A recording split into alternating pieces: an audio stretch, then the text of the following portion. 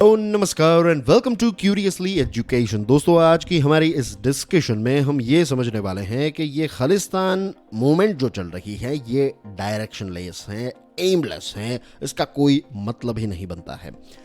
पिछले कुछ महीनों से हमने ये चीज़ देखी कि भारत के अलग अलग डिप्लोमेटिक मिशंस जो यूके, यूएसए, ऑस्ट्रेलिया, कनाडा में हैं, वहाँ पर ये प्रो खालिस्तानी लोगों ने वायोलेंट प्रोटेस्ट किए और एब्यूजिव प्रोटेस्ट भी किए, राइट।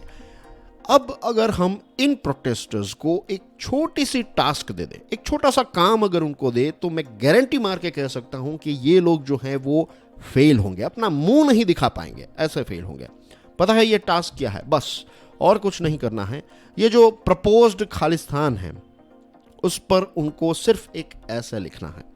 और कौन कौन से पॉइंट्स इस ऐसे में मेंशन होने चाहिए?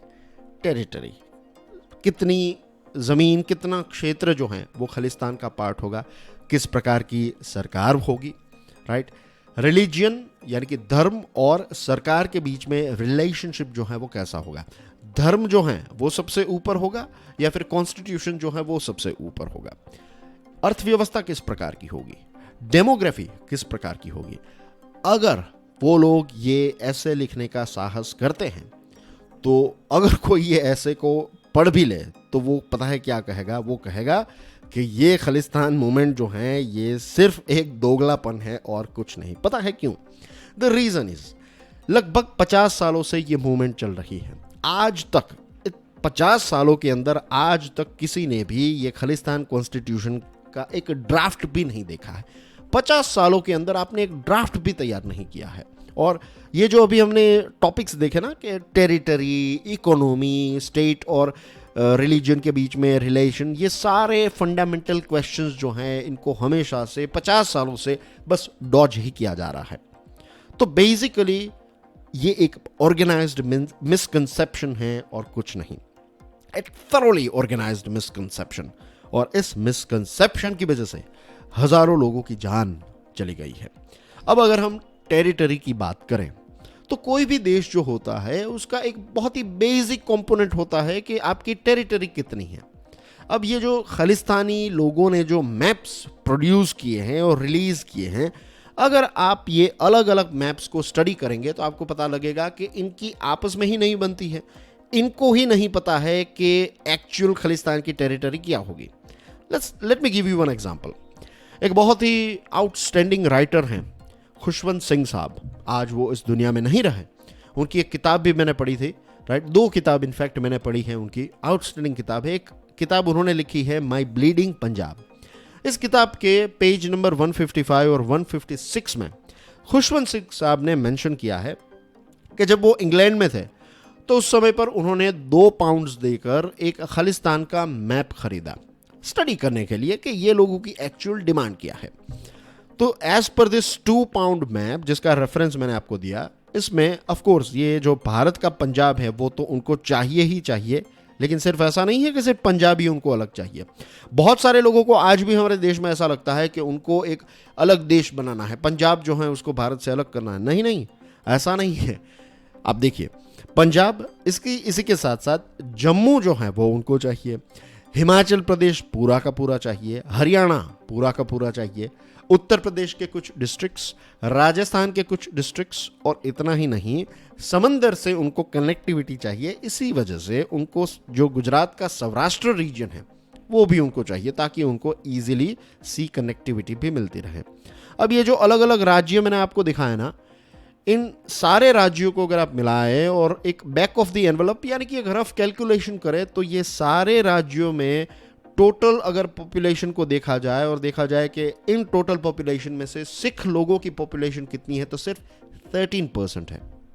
दूसरी चीज, ये जो देश बनाना चाहते हैं, क्या ये देश डेमोक्रेटिक देश होगा? The answer is of course no, ये डेमोक्रेटिक देश बनाना नहीं चाहते हैं। दूसरी चीज, एक व्यक्ति है, सिक्स फॉर जस्टिस नाम की जो ऑर्गेनाइजेशन है, एक प्रो खालिस्तान ऑर्गेनाइजेशन है, तो इसके साथ काम करने वाले एक व्यक्ति हैं जिनका नाम गुरपतवंत सिंह पन्नून है। जून 2022, ये डेट आप याद रखिएगा क्योंकि आज की हमारी जो डिस्कशन है ये इसमें ये जून 22 की जो एक प्रेस कॉन्फ्रेंस है, ये बहुत ही इंपॉर्टेंट है। तो लाहौर प्रेस क्लब में इस व्यक्ति ने मैप रिलीज किया। As per this June 2022 map, Bharat का पंजाब, हरियाणा, राजस्थान के 5 डिस्ट्रिक्ट्स। देखिए, इससे पहले का जो मैप हमने देखा, जो वो माई ब्लीडिंग पंजाब किताब में जो मैप है, तो उसमें उनको हरियाणा चाहिए, राइट। यहां पर उनको उत्तराखंड के कुछ डिस्ट्रिक्ट्स भी चाहिए। इसमें देहरादून भी शामिल है, हरिद्वार भी शामिल है। उत्तर प्रदेश के कुछ डिस्ट्रिक्ट्स चाहिए। गुड़गांव इन्होंने अपने मैप में इंक्लूड किया है, लेकिन दिल्ली जो है इसको इसमें इंक्लूड नहीं किया है। हिमाचल प्रदेश की बात करें तो लास्ट ईयर 8 मई 2022 को प्रो खालिस्तानी लोगों ने जो हिमाचल प्रदेश की असेंबली की जो बिल्डिंग है, लेजिस्लेटिव असेंबली की बिल्डिंग जो धर्मशाला में है, तो वहां पर उन्होंने जाकर क्या किया, वहां पर ऐसी कुछ ग्राफिटीज यानी कि कलर से उन्होंने कुछ पेंटिंग्स कर दी, राइट। प्रो खालिस्तानी फ्लैग्स लगा दिया, इस प्रकार की चीजें की। अब हिमाचल प्रदेश का शिमला जो है वो उनको पूरा का पूरा चाहिए, और खालिस्तान जो बनाने की बात कर रहे हैं ये लोग, तो इसमें खालिस्तान का कैपिटल होगा शिमला। अब शिमला सिटी की पॉपुलेशन को देखें और उसमें से सिख लोगों की पॉपुलेशन देखें तो इट इज़ जस्ट 1.9%। तो यहाँ पर भी हमें एक प्रकार का बहुत बड़ा कॉन्ट्राडिक्शन देखने को मिल रहा है कि इनकी आपस में ही नहीं बनती है, आपस में ही क्लैरिटी नहीं है, और मूवमेंट करने निकल गए हैं। फिर मेलबोर्न में जो रेफरेंडम हुआ, मेलबोर्न यानी कि ऑस्ट्रेलिया में जो रेफरेंडम हुआ जनवरी 2023 की बात है, तो इस रेफरेंडम में पता है क्या प्रश्न पूछा गया था कि जो इंडियन गवर्नड पंजाब है should be an independent country. क्या पंजाब को एक अलग देश घोषित कर देना चाहिए, यस और नो। और ये जो मेलबोर्न रेफरेंडम है इसमें यह बताया गया कि जो सोवरीन खालिस्तान यानी कि एक संप्रभुत्व खालिस्तान नाम का जो देश होगा वो एक लैंड लॉक्ड देश होगा इंडिया और पाकिस्तान के बीच में।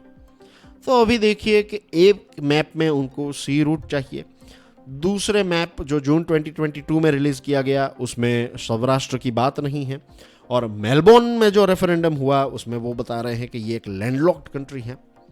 तो इस प्रकार की कॉन्ट्राडिक्शंस, इस प्रकार के पैराडॉक्स हमें नजर आ रहे हैं। फिर ये लोग किसानों को सपोर्ट करने की बात करें या फिर ये बता रहे हैं कि हम किसान ही हैं, थिंग्स लाइक दैट। अब जो हमारे पंजाब के किसान हैं वो राइस और व्हीट बहुत बड़ी मात्रा में प्रोड्यूस करते हैं, एज वी ऑल नो, और सेंट्रल गवर्नमेंट जो है उसके द्वारा जो एमएसपी प्रोवाइड की जाती है, it plays a very very important role when it comes to Punjab के फार्मर्स की जब हम बात करें। तो खालिस्तान के लोगों ने इकोनॉमी को लेकर कोई भी ऐसी क्लैरिटी नहीं दी है कि ये राइस और व्हीट जो प्रोड्यूस किया जाएगा, ये पूरा जो क्षेत्र उन्होंने बताया है तो उसमें इतनी बड़ी क्वांटिटी में जो राइस और व्हीट पैदा होता है तो इसका वो करेंगे क्या, राइट। इसकी भी कोई क्लैरिटी नहीं है। दूसरी चीज, एक खालसा राज पार्टी जो है उन्होंने अपना एक कॉन्स्टिट्यूशन रिलीज किया था।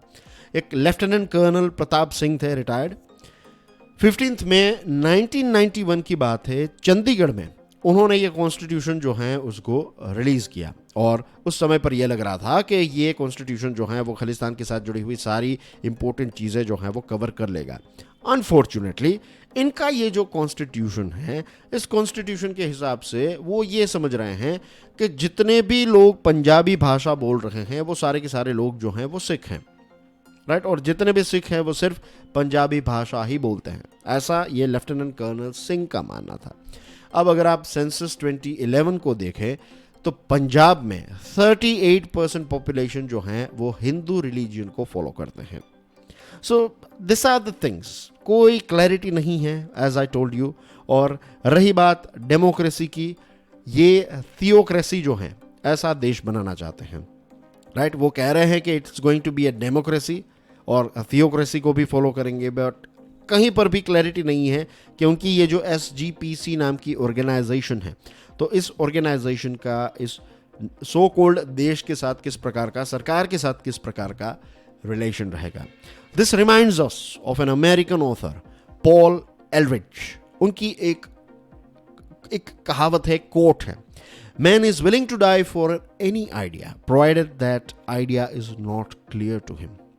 एक इंसान, एक व्यक्ति जो है वो एक विचार के पीछे अपनी जान भी देने को दे सकता है या फिर देने के लिए तैयार हो जाता है, बशर्त है कि वो आइडिया जो है वो क्लियर ना हो। बस आप उसको कंफ्यूज रखिए और फिर आप जो उससे करवाना चाहते हैं वो करवा सकते हैं।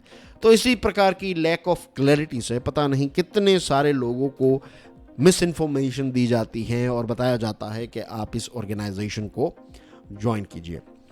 बट आई होप आज की हमारी इस डिस्कशन से आपको ये क्लैरिटी मिल गई होगी कि ये जो खालिस्तान मूवमेंट चल रही है ये टोटली डायरेक्शनलेस है। पिछले 50 सालों के अंदर अगर उन्होंने रूल्स एंड रेगुलेशंस को अगर क्लैरिफाई नहीं किया है तो आने वाले समय में ये क्या करेंगे, सोचने वाली बात है, isn't it? Thank you very much for your love and support. God bless you all. जय हिंद।